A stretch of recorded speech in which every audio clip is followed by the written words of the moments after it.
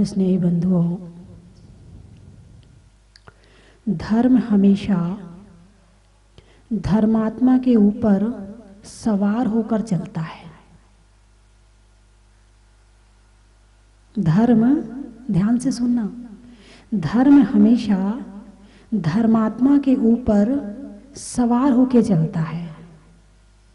धर्म की सेवा करनी हो तो किसकी सेवा करनी पड़ेगी? परमात्मा तो वर्तमान में यहाँ है ही नहीं है। धर्म की सेवा करनी हो तो किसकी सेवा करनी पड़ेगी? धर्मात्मा की सेवा करने से धर्म होगा कि नहीं होगा? बोलिए। आप धर्म की सेवा करना चाहते हो ना, तो कैसे करोगी? धर्म कोई एक कहीं रखी हुई चीज तो है नहीं। धर्म के कोई हाथ पांव अलग से तो है नहीं है कि तुम बैठ के दबा दो। धर्म कोई अलग से कोई मूर्ति नाम की चीज तो है नहीं कि ये धर्म है और इसको तुम भोजन करा दो। धर्म नाम की चीज कोई अलग से नहीं है।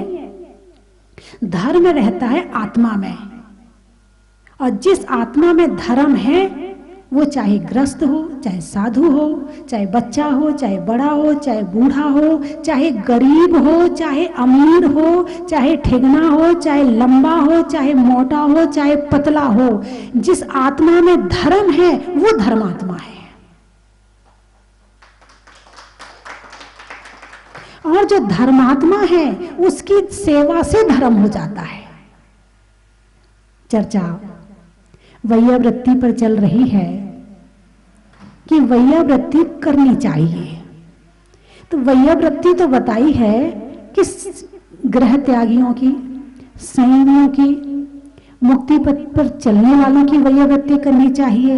लेकिन जो ये काम नहीं कर रहे, जिन्होंने घर त्याग नहीं किया है, जिन्होंने संयम धारण नहीं किया है, जो तप नहीं करते हैं, तो क्या उनकी सेवा कर सकते हैं कि नहीं कर सकते हैं? उनकी सेवा करनी चाहिए कि नहीं करनी चाहिए? भाई साधुओं की तो वैयावृत्ति हो गई, उनकी हो जाएगी सेवा। दो शब्द हैं, वैयावृत्ति और सेवा। जो कम धर्मात्मा है उनकी सेवा कर लो, जो ज्यादा धर्मात्मा है उनकी वैयावृत्ति कर लो। तो जीवन में सेवा और वैयावृत्ति दोनों जरूरी है। और जो केवल अपने खाने बनाने में लगा रहता है, जो केवल सजने संवरने में लगा रहता है, जो केवल बाल बच्चों में लगा रहता है, जो केवल अपने तक सीमित रहता है, वो ना खुद की सेवा कर रहा है ना दूसरों की सेवा कर रहा है। यदि वो सज संवर रहा है तो शरीर में है, आत्मा में नहीं है। यदि वो व्यंजन बनाने और खाने में जुटा पड़ा है तो वो स्वाद में है, आत्मा में नहीं है। और आत्मा की सेवा कब होगी? जब इच्छाओं को निरोध करेंगे तो आत्मा की सेवा होगी। चलो तुम अपनी इच्छाओं का निरोध नहीं कर पा रहे हो, अच्छा तुम खाना नहीं छोड़ पा रहे हो, सजना संवरना नहीं छोड़ पा रहे हो, कम से कम इतना तो कर लो कि दूसरों की सेवा हो जाए। इतना तो कर ही सकते। ना तो अपनी आत्मा की सेवा करी, ना किसी धर्मात्मा की सेवा करी, तो ये जीवन का किया क्या फिर तुमने? इस जीवन को तो वैसे व्यर्थ गंवा दिया। ना वो अपनी आत्मा के काम आया, ना दूसरे धर्मात्मा के काम आया, जीवन बेकार हो गया। कम से कम जब तक आप घर में रह रहे हैं तो घर में रहकर ही आप सेवा का मार्ग अपनाएं। ऐसा नहीं है कि सेवा नहीं हो सकती है।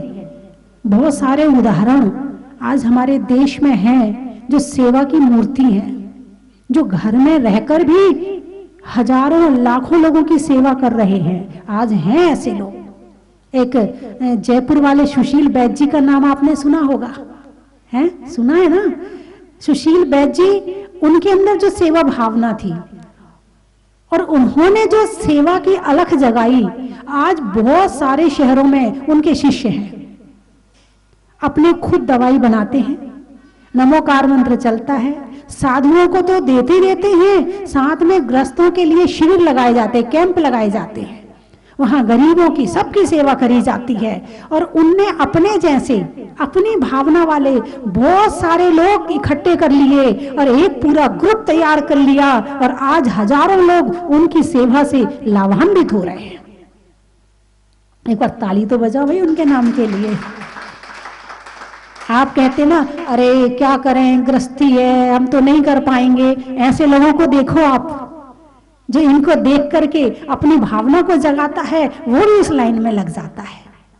एक आपने श्रीमती मंजू जैन का नाम सुना होगा, जिन्होंने भक्तांबर पर पीएचडी करी है और भक्तांबर के स्तोत्र के जो श्लोक हैं उसके माध्यम से हजारों लोगों को ठीक कर रही हैं, हजारों लोगों का इलाज कर रही हैं। स्वयं कर तो रही हैं, लेकिन ऐसी भक्तांबर की अलख जगाई है कि आज गांव गांव में भक्तांबर के अतिशय चमत्कार देखने को मिल रहे हैं। वो भी एक गृहस्थी है, उनका भी परिवार है, उनके भी पति हैं, बच्चे हैं, सबको ही है। ऐसा नहीं कि घर में रह के कर नहीं सकते हैं, बहुत कुछ कर सकते हैं। आज महासभा में देखो, निर्मल सेठी, जमुनालाल हपापत और भी बहुत सारे लोग हैं जो अभी लॉकडाउन में जिन्होंने कितने लोगों को भोजन कराया, कितने लोगों को सहायता करी, और अभी भी कितने तीर्थ क्षेत्रों की रक्षा करते हैं और कितने मतलब काम करते ही रहते हैं। ऐसा नहीं कि घर में रह के हो नहीं सकता है, बहुत कुछ हो सकता है। यदि तपस्या नहीं हो सकती है तो सेवा तो कर ही लो। उपवास नहीं कर सकते हो है, ज्यादा त्याग व्रत नहीं कर सकते हो, ज्यादा पूजा पाठ नहीं कर सकते हो, तो अपना कल्याण कम से कम सेवा करके तो कर लो। कि केवल बातें करने करेंगे, बस दो चार सहेलियां मिली, अपनी निंदा बुराई करके पाप कमाया, अपने घर चली गई, फिर दूसरे दिन उसी समय पर इकट्ठी हुई, फिर वही अपना बातचीत करी और फिर अपने घर चली, फिर अपने घर गृहस्थी के काम में। इसीलिए जिंदगी है क्या? अरे इसे सार्थक करने के लिए भगवान महावीर ने कितने रास्ते बताए हैं। तपस्या का रास्ता है, संयम का रास्ता है, ध्यान का रास्ता है, पूजा का रास्ता है, भक्ति का रास्ता है, और ये भी नहीं हो रहे हैं तो कम से कम सेवा का रास्ता तो अपना ही लो। कम से कम सेवा का रास्ता ही अपना लो। कम से कम ज्यादा कुछ नहीं कर पा रहे हो तो कहीं से तो अपना मार्ग खोलो, कहीं से तो रास्ता खोलो। क्या तुम्हें कभी सेवा की जरूरत नहीं पड़ेगी? आज शरीर में शक्ति है तो बड़ा अहंकार है, हम क्यों करें उसके लिए ऐसा, हम क्यों करें उसके लिए। आज बड़ा अहंकार है, अहंकार टूटने में मिनट नहीं लगता है। अपने घर वालों के सामने जितना अहंकार जताते हो ना, अभी जरा सा बुखार आ जाए ना, सारा अहंकार गायब हो जाएगा। बड़े बड़े पहलवान होते हैं ना, जो अच्छों को पछाड़ देते हैं, ऐसे ऐसे लोगों का अहंकार भी टूट जाता है। मुख पर बैठी माखी गामा हाय उड़ा ना पाए। गामा पहलवान का नाम सुना है? बहुत बड़ा पहलवान था, और जब अंत समय आया तो ऐसा हो गया कि इस मुख पर मक्खी बैठ गई थी तो उसे उड़ा नहीं सकता था, ऐसा हो गया था। तो अहंकार मत करना, सेवा के काम करना। कैसे काम करना? सेवा के काम करना। सेवा के काम करने से बहुत सारे काम होते हैं। अभी मैंने कुछ समय पहले से एक शुभकामना परिवार बनाया है। उसमें 12 मेंबर लेते हैं, चाहे 12 परिवार हो जाए, चाहे 12 स्त्री हो जाए, चाहे 12 पुरुष हो जाए, और उसमें महीने में एक बार भक्तांबर का पाठ रखा है कि कम से कम आप ज्यादा कुछ नहीं करते हो तो महीने में एक बार एक के घर में भक्तांबर का पाठ करो। उसका नाम रखा शुभ कामना परिवार। नाम क्या है? शुभ कामना। शुभ कामना ही होंगी, उससे अशुभ कामना नहीं होगी। और बहुत सारे शहरों में करीब 250-300 शाखाएं इसकी चल रही हैं, बड़े दूर दूर भी हैं। जहां मैं नई भी गई हूँ वहां भी खुली हैं। और कानपुर की महिलाओं ने तो मैंने प्रवचन में बताया था, उसको सुनकर के वहां शुभकामना परिवार की स्थापना कर ली। और उसमें कुछ नहीं करना है। 12 महिलाएं हैं, साल में महीने कितने होते हैं? 12। और महीने में एक बार यदि आपके घर में पाठ हुआ तो साल में दोबारा नंबर कब आएगा आपका? 1 साल बाद आएगा ना। तो कौन नहीं चाहता कि 1 साल में एक बार मेरे घर में भक्तांबर का कम से कम 1 घंटे का पाठ तो हो? कौन नहीं चाहता? हर कोई चाहता है। और वो यदि ग्रुप बन जाता है तो सहजता में हो जाता है, वरना सबको फोन करके बुलाते रहो, कोई आ रहा है कोई नहीं आ रहा है। लेकिन यदि आपने ग्रुप बना के किया है तो तुम उनके यहाँ गई हो, वो तुम्हारे यहाँ आएंगे, जो तुम करोगे वो करेंगे। इसमें कोई पैसा इकट्ठा नहीं करना, इसमें कुछ भी नहीं करना। ऐसे मैंने शुभकामना परिवार बनाए, क्योंकि सबसे पहले पैसे की बात आती है। अच्छा इतना पैसा देना पड़ेगा, फिर महिलाएं हैं, हाँ इनके हाथ से बड़ी मुश्किल से निकलता है, इनके अपने कपड़े खरीदने में तो खूब निकल जाता है। अपनी ज्वेलरी के लिए भी निकल जाता, अपने ब्यूटी पार्लर में देने के लिए भी निकल जाता है। लेकिन जहां कहीं और ऐसा काम हो रहा हो, अच्छा 100 रुपए देने पड़ेंगे, अच्छा हर महीने देने पड़ेंगे, नहीं नहीं हम तो नहीं दे सकते हैं, नहीं नहीं हमें हटा दो ग्रुप से, हम नहीं रहेंगे किसी परिवार में। ऐसी भी महिलाएं होंगी और ऐसी भी होंगी, चल तेरे पैसे मैं दे दूंगी तू रह ले, ऐसी भी होंगी। तू पैसे की चिंता मत कर, अरे 15 रुपए देने, 20 रुपए देने, 25 रुपए देने, इतने से तो देने, मैं तेरे वाले दे दूंगी, तू हट मत। ऐसी भी महिलाएं हो सकती हैं कि 4 जनों के पैसे भी चुका के उन्हें ग्रुप में रख लें। कम से कम धर्मात्मा की सेवा करने से धर्म की सेवा होती है। बात समझ में आई कि नहीं आई? यदि उन 4 महिलाओं को आपने अपनी तरफ से ग्रुप में रख लिया है और वो धर्म कर रही हैं, तो क्या होगा? धर्मात्मा की सेवा हुई, और धर्मात्मा की सेवा से धर्म की सेवा हुई। अब धर्म कहीं अलग से तो चीज है नहीं कि तुम उसको पकड़ के उठा के ले आओ और उसकी सेवा कर लो। धर्मात्मा की ही सेवा करनी पड़ेगी तो धर्म की सेवा होगी। बात समझ में आई कि नहीं आई? और एक ऐसा ग्रुप तैयार हो जाएगा कि जो आपको हमेशा, एम्बुलेंस बाद में आएगी, पहले आप पहुंच जाएंगे उसके पास में। आप उसे कह के रखें, अपना नंबर दे के रखें, जब भी आपको जरूरत है आप मुझे बुलाएं। कभी आसपास में किसी का अंतिम समय चल रहा है, वो 7-8 महिलाएं उसका अंतिम समाधि करवाने के लिए 2-2 घंटे की ड्यूटी लगा लें। 2 घंटे मैं पाठ सुनाऊंगी, 2 घंटे आप पाठ सुनाना, 2 घंटे आप पाठ सुनाना, अच्छे से उसकी समाधि करवाओ। इसको समाधि ग्रुप भी कर दें तो भी कोई दिक्कत नहीं है। तो ऐसा करने से एक दूसरे को सहयोग भी मिला, तुम्हारे द्वारा सेवा भी हुई, और जो तुम व्यर्थ बातें कर रही थी बैठ करके, उसमें भी आपका जो पाप का बंध हो रहा था वो भी रुक गया। व्यर्थ बात करने से, अच्छा धर्म चर्चा करने से पुण्य लगता है कि पाप? पुण्य लगता है। और धर्म के अलावा अन्य चर्चा करने से, अरे वाह आप सब समझदार हैं? तो मैंने आपको किससे बचाया है? बचोगे कि नहीं? हैं? कौन कौन बचने का प्रयास करेगा? हाथ उठाओ। बहुत बढ़िया। दूसरी बात, अब आपके मोहल्ले में ऐसे लोग भी होंगे कि जिनके बच्चे बाहर रहते हैं और वो वृद्ध पति पत्नी दोनों अकेले रहते हैं कि नहीं? आपके मोहल्ले में मिल जाएंगे। अब ऐसे परिवार में जिनके बच्चे बाहर रह रहे हैं, तो आपको सेवा करना चाहिए कि नहीं करना चाहिए? नहीं, उनका बच्चा जाने वो जाने, हम थोड़ी, हमने कोई ठेका लिया क्या? जब उनका बेटा उन्हें छोड़ के चला गया तो हम क्यों करेंगे उनकी सेवा? ऐसे सोचना चाहिए ना? अरे बोलिए ना। नहीं तो क्या सोचना चाहिए? अरे मुझे तो सेवा का मौका दे के गया है। लोग तो सेवा का मौका ढूंढते हैं कि कौन मिल जाए सेवा करने के लिए। जिसके अंदर सेवा की भावना होती है वो तो मौका ढूंढता है। जिसकी आप सेवा कर रहे हो वो, उससे तुम्हें धन मिले ना मिले, मगर दुआ तो मिल ही जाएगी, उसकी अच्छी भावनाएं तो मिल ही जाएंगी। अच्छी भावनाएं किसी करोड़ों रुपए से कम नहीं है। जब दुनिया में पैसा काम नहीं आता है ना, तब दुआ काम आती है, तब भावनाएं काम आती है। बात समझ में आई कि नहीं आई? करते रहो भला, बीज डालते रहो। जितने बीज डालोगे फल खाने की इच्छा मत रखना कि मैंने किया है तो वो मेरा करे। करना मेरे हाथ में है, मिलना पुण्य के हाथ में है। बात समझ में आई कि नहीं आई? सेवा करना मेरे हाथ में है, लेकिन सेवा होना, पुण्य होगा तो होगी, नहीं होगा तो नहीं होगी। इसलिए सेवा के बदले में भावना मत रखना। जो सेवा के बदले में भावना रख लेगा वो व्यक्ति सेवा कर ही नहीं सकता है, जीवन में नहीं कर सकता। कितने लोग सेवा नहीं कर सकते बता देती हूं मैं आपको। एक तो अहंकारी व्यक्ति नहीं कर सकता, क्योंकि यदि सामने वाले ने जरा सा गुस्सा कर दिया या उसकी सेवा को स्वीकार नहीं किया, उसको तो गुस्सा आ जाएगा। उसने कहा पैर दबा लो, नहीं मेरे पैर में दर्द नहीं है, मैं कह रहा हूं ना दबा लो, आ गया गुस्सा।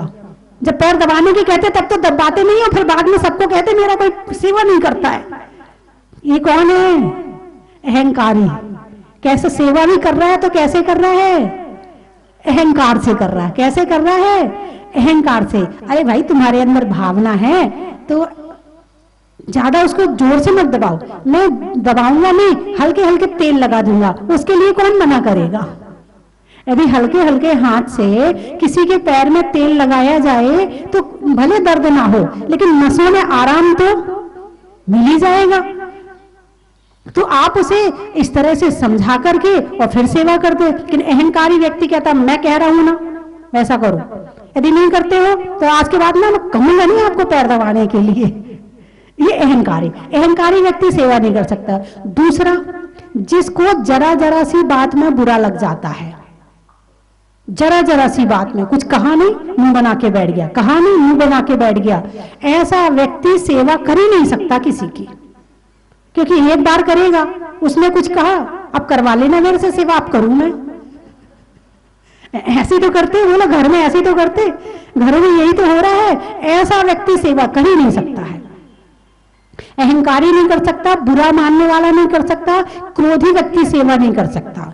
जिसको जरा जरा सी बात में गुस्सा आता है, जरा जरा सी बात में रूठ जाता है, जरा जरा सी बात में चिल्लाने लगता है, तो वो सेवा करवाने वाला क्या कहेगा, भैया रहने दे, हैं तेरी सेवा रहने दे, तू इतना गुस्सा करता है, तेरी सेवा से तो अच्छा है कि मैं शांति से बिना सेवा के रह लूं। बोली ऐसा हो सकता कि नहीं हो सकता। तो कहने का मतलब ये है कि जिसके अंदर अधिक क्रोध है, क्रोध कषाय है, जिसके अंदर अधिक मान है, घमंडी है, अपने दिखाने के लिए कर रहा है।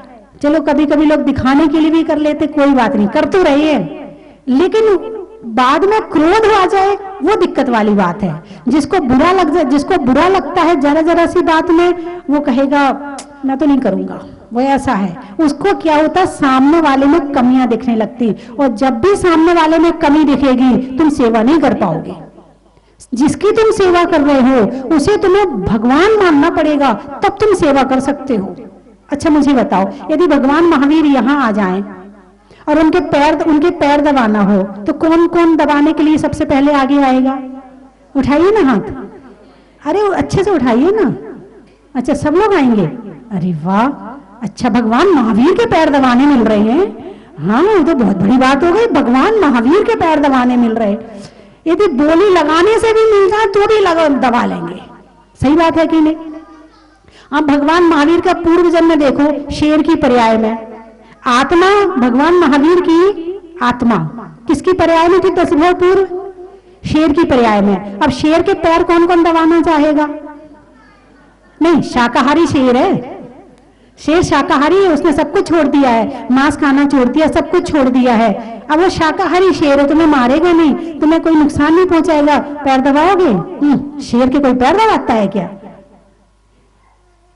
जिसको शेर के अंदर भगवान दिख रहा है वो विदेह क्षेत्र से आकर यहां पर उसे उपदेश दे रहे हैं। बात समझ में आई कि नहीं आई? जिसको शेर के अंदर भगवान दिख रहा है, विदेह क्षेत्र से मुनिराज आए। कौन आए? मुनिराज। किस लिए? प्रवचन देने। किसको? एक शेर को।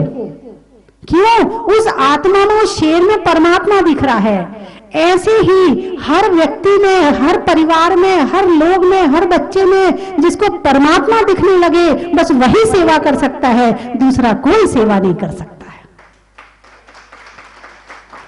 सामने वाले को परमात्मा मानना पड़ेगा कि पता नहीं ये आत्मा कब परमात्मा बन जाए और मैं इसकी सेवा करके धन्य हो जाऊं, उस वो ही सेवा कर सकता है। और जो सामने वाले को बड़ा नहीं मान सकता है वो सेवा भी नहीं कर सकता है। तो मेरी बात आपकी समझ में आ गई? अरे बोलिए ना, मेरी बात समझ में आ गई आपके? तो सेवा करने का आज से अपनी, पड़ोसी की, अपने घर वालों की, कोई ना मिले तो रिश्तेदार की, लेकिन सेवा करने की भावना, किसी की लड़ाई झगड़े सुधरवाना, करवाना नहीं, सुधरवाना, ये भी सेवा है। किसी के पांव दबाना, किसी को पैसे से सहयोग करना, किसी को पढ़ाई से सहयोग करना, किसी को भोजन से सहयोग करना, किसी के, ये भी दान भी है और सेवा भी है। बात समझ में आई कि नहीं? अभी कहीं बोली लेनी होगी 1 लाख रुपए की ले लेंगे, लेकिन 1 लाख रुपए से कितने लोगों की सेवा हो सकती है ये भी देखो आप, वो भी जरूरी है। कितने लोगों को पढ़ा सकते हैं आप, ये भी देखो आप। कितने पशु पक्षियों का पेट भर सकते हैं वो भी देखो आप। ये भी सब सेवा है। तो आप अपने सबको परमात्मा मानकर कैसे सेवा के भाव पैदा कर सकते हैं, ये आपके ऊपर है। मैंने तो बता दिया और मैंने तो जता दिया।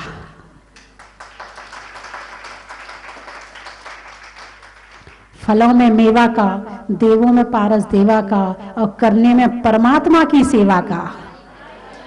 किसकी? हर आत्मा में क्या है? परमात्मा है। हिंदी में मात्रा का, स्कूल में छात्रा का, आज आपकी जहाजपुर की यात्रा का। कहां कहां से आए? भोपाल। खिड़की में जाल का, सर्दी में साल का, और आने वालों में भोपाल का। बड़ा ही महत्व है। सोनकच्छ, सोनकच्छ से आए हैं? अच्छा। पूजा में अत्र अत्र का, और बुरे भावों के गच्छ गच्छ का, और आने वालों में सोनकच्छ का। ही महत्व है। इंदौर, आम की बौर का, नेता के दौर का, और आने वालों में इंदौर का। बड़ा ही महत्व है। कलकत्ता, पेड़ में पत्ता का, राजनीति में सत्ता का, और आने वालों में कलकत्ता का। बड़ा ही महत्व है। गाने में सुर का, छोड़ने में गुरूर का, और आने वालों में जयपुर का। बड़ा ही महत्व है। वापी, अच्छा। लिखने में कॉपी का, मांगने में माफी का, और आने वालों में वापी का। बड़ा ही महत्व है। चांदखेड़ी, भोजन में बड़ी का, हाथ में घड़ी का, और आने वालों में चांदखेड़ी का। बड़ा ही महत्व है। अच्छा। बच्चों में टाटा का, महिलाओं में आटा का, और आने वालों में रावत भाटा का। बड़ा ही महत्व है। गुलाबपुरा, रंगों में हरा का, रंगों में हरा का, गांव में दरा का, और आने वालों में गुलाबपुरा का। बड़ा ही महत्व है। पानी में डगर का, चलने में डगर का, पानी में मगर का, और आने वालों में विजयनगर का। बड़ा ही महत्व है। जोर से बोलो। कलिंजरा, जीवन में जरा का, रंगों में हरा का, और आने वालों में कलिंजरा का। बड़ा ही महत्व है। जंगल में शेर का, फलों में बेर का, आने वालों में अजमेर का। बड़ा ही महत्व है। किशनगढ़, वृक्षों में बड़का, नहीं करने में गड़बड़ का, और आने वालों में किशनगढ़ का। बड़ा ही महत्व है। कोठिया, सावन में बिया का, राम की सिया का, और आने वालों में कोठिया का। बड़ा ही महत्व है। त्रियंच में बिल्ली का, डंडा में गिल्ली का, और आने वालों में दिल्ली का। बड़ा ही महत्व है। विदिशा, सोने के लिए निशा का, मिलने में दिशा का, और आने वालों में विदिशा का। बड़ा ही महत्व है। अच्छा, जहाजपुर का आप बताओगे? सारा नहीं बताऊं, कुछ आप लोगों पर भी तो छोड़ दूं। आज जाते हुए रास्ते में आप लोग गाड़ी में फालतू बातें मत करना, महत्व बनाना आज। हाँ, नहीं, जहाजपुर का भी बनाना, और अपने महावीर भगवान का बनाना, पार्श्वनाथ भगवान का बनाना, सारे भगवानों का बनाना, सतियों का बनाना है, महापुरुषों का बनाना। आज रास्ते में बात मत करना आप लोग गाड़ी में। आपने कहा था ना वापी, तो नहीं होने में पापी का, लिखने में कॉपी का, और आने वालों में बापी का। तो बड़ा ही महत्व है। आखिरी के शब्द एक से होने चाहिए इसमें। जहाजपुर का, गाने में सुर का, नृत्य में नूपुर का, आने वालों में जहाजपुर का। बड़ा ही महत्व है। ऐसे लास्ट वाले शब्द एक से होने चाहिए। हाँ। बोलिए 24वें भगवान की वंदामी माता जी, वंदामी माता जी, वंदा। मुझे यहाँ आकर बहुत अच्छा लगा। और माता जी, आज मैं आरती कर रही थी, तब मेरा दीपक आरती करते करते थोड़ी देर में बुझ गया। और जैसे ही मेरे को बुझा हुआ दिखा, तो मेरे मन में एकदम वो आया विचार कि ऐसे क्या हुआ मेरे से, दीपक बुझ गया। और जैसे ही मैंने माचिस इस साइड से उठाई, तो दीपक अपने आप फिर से जल गया। कि माता जी आती, माता जी, जब से मैं बोलने की सोच रही हूँ, पर अतिशय हुआ है। बिल्कुल बिल्कुल बिल्कुल अतिशय हुआ है। बिल्कुल, ये बहुत बड़ा अतिशय। ये तो मतलब खुद आंखों से देखा कि बुझ गया और फिर अपने आप जल गया। तो कोई ना कोई तो है वहां रक्षक देव। जी माता जी। बिल्कुल। जैसे ही मैंने माचिस से उठाई माता जी तो इतने में अपने आप जल गया। बहुत बढ़िया, बहुत सुंदर। बंदा है माता जी। और मेरा सौभाग्य आज आने को मिला और मुझे शांति धारा करने का मौका मिला। मैं चाहूंगा कि जो भी टीवी में देख रहे हैं हाँ। वो भी जहाजपुर आने का प्रोग्राम बनाए और यहाँ की व्यवस्था बहुत बढ़िया है। धन्यवाद। मैसेज आ गया मोबाइल में कि वो हो गया, तो उससे तब से यहाँ पे आने का मेरा जो भाग्य है बहुत बनता है कि मेरे को कोई भी दुविधा आती है मैं यहाँ आ जाता हूँ और पूरा मन में विश्वास होता है कि वो दुविधा मेरी पूरी होगी और हमेशा होगी।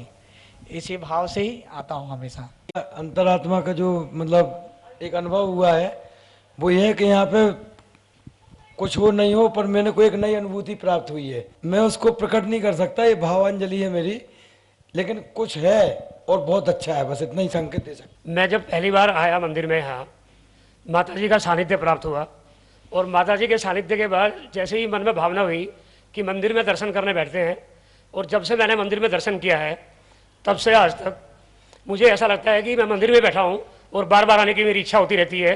घर में भी सुबह शाम ऐसा लगता है कि मन में भावनाएं उमड़ती रहती है कि कब प्रभु के चरणों में पहुँचूँ, कब प्रभु के चरणों में पहुँचूँ। और मैंने तो पहली बार अभिषेक भी प्रभु का यही शुरू किया है, उससे पहले मैंने कभी अभिषेक नहीं किया था।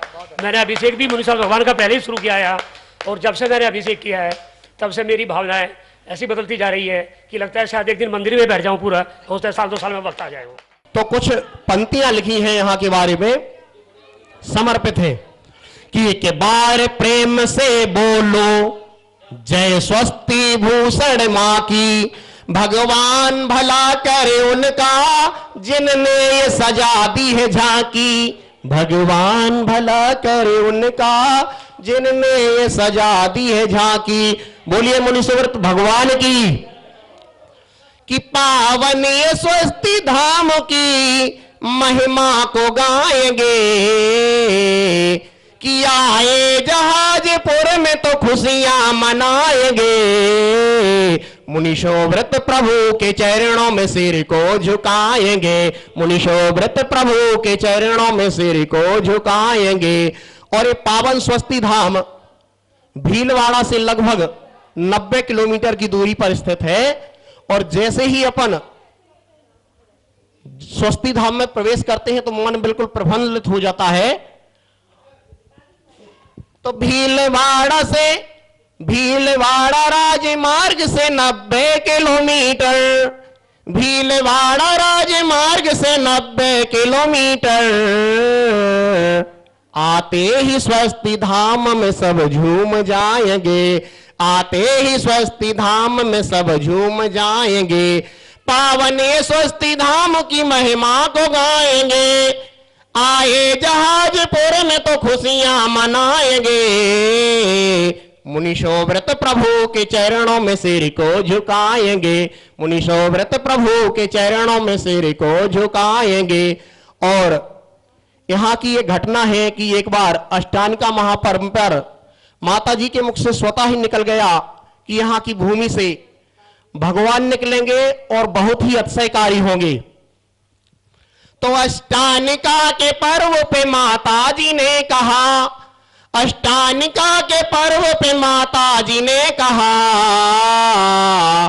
निकले यहां से प्रभु जी अतिशय दिखाएंगे, निकले प्रभु यहां से ही अतिशय दिखाएंगे। पावन ये स्वस्ति धाम की महिमा को गाएंगे, आए जहाजपुर में तो खुशियां मनाएंगे। मुनीशोव्रत प्रभु के चरणों में सिर को झुकाएंगे। 7 वर्ष पहले ही प्रभु भूगर्भ से आए, 7 वर्ष पहले ही प्रभु भूगर्भ से आए। कई रंग बदले आपने जग को बताएंगे, कई रंग बदले आपने जग को बताएंगे।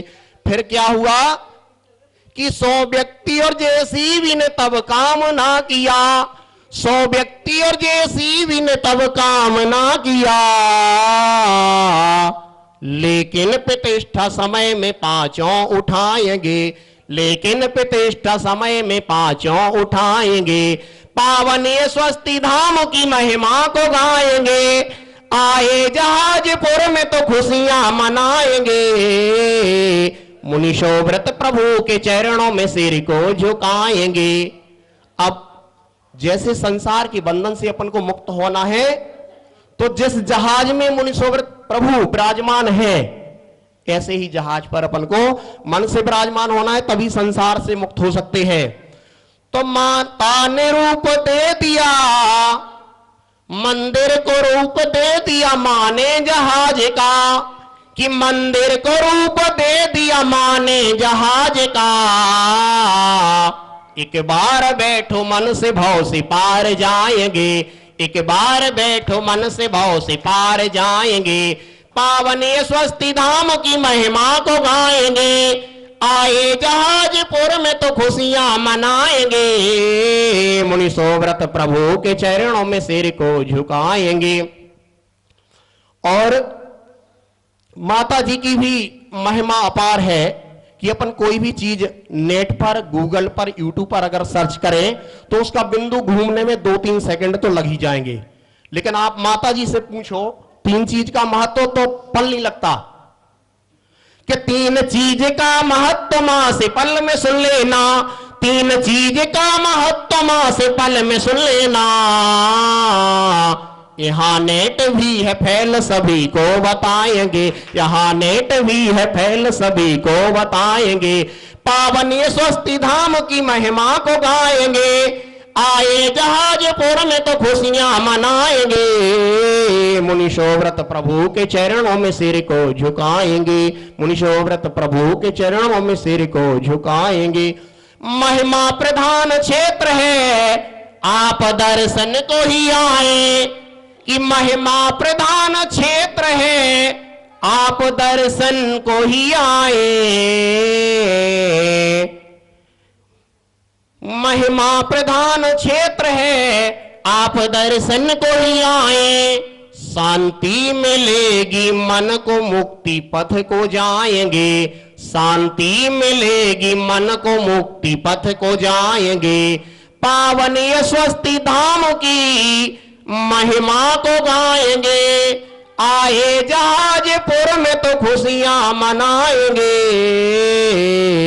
मुनिशोव्रत प्रभु के चरणों में सिर को झुकाएंगे। बोलिए 1008 श्री मुनिशोव्रत भगवान की।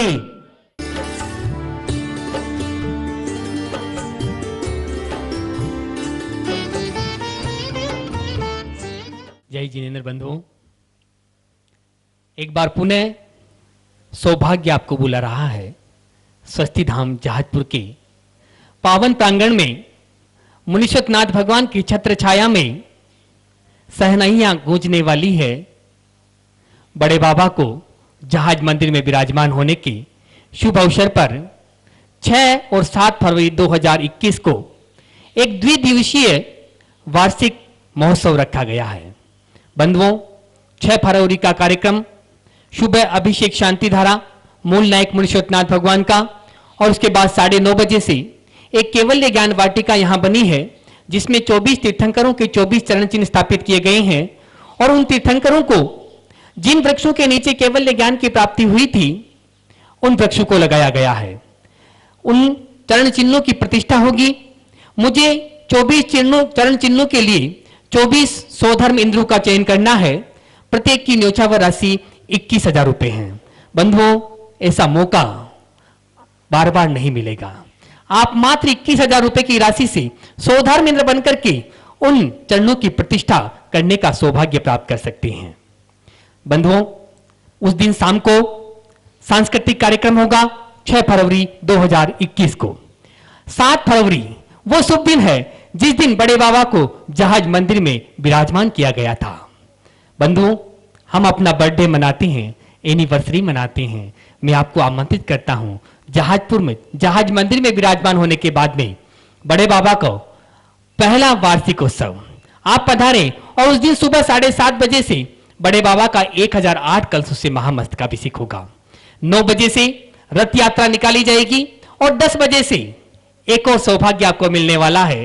पूज्य गुरु मां गणनी आर्य का स्वस्ति भूषण माता जी, जिन्होंने इस स्वस्ति धाम जहाजपुर को पूरे विश्व में प्रसिद्ध कर दिया, और जहाज मंदिर की रचना करवा करके विश्व को एक अनुपम कृति, अद्वितीय कृति प्रदान की और ये जहाज मंदिर golden book of world record में दर्ज हुआ। ऐसी पूज्य गुरु मां का संयम के 25 वर्ष पूरे होने जा रहे हैं, तो दीक्षा दिवस मनाया जाएगा उस दिन 10 बजे से। बंधुओं, दोपहर में 1 बजे से एक उत्तंग मानस्तंभ यहां बना है। उन मानस्तंभ की प्रतिमाओं का 1 वर्ष के बाद महामस्तकाभिषेक होने जा रहा है। 1 बजे से महामस्तकाभिषेक होगा, जिसमें 4 तरह के कलश हैं। ताम्र कलश 2100 रुपए, रजत कलश 5100 रुपए, स्वर्ण कलश 11,000 रुपए और हीरक कलश 21,000 रुपए की राशि है। आप अपने परिवार की ओर से एक कलश आरक्षित करवा सकते हैं। मैं तो चाहता हूं आप यहां पर आएं और अपने हाथों से मानस्तंभ की प्रतिमाओं का अभिषेक करें, बड़े बाबा का अभिषेक करें, शांति धारा करें। लेकिन यदि आप नहीं आ सकते हैं तो भी आप अपनी सूचना फोन के द्वारा आप यहां पर दे सकते हैं। पूरे कार्यक्रम का प्रसारण पारस चैनल पे होगा। धन्यवाद। कंचन की थाल को सजाओ रे आज, रत्नों की थाल को भर लाओ रे आज। आओ आओ करे रे गुणगान आरती भगवन की। आओ आओ करे गुणगान आरती भगवन की। आओ आओ करे रे गुणगान आरती भगवन की।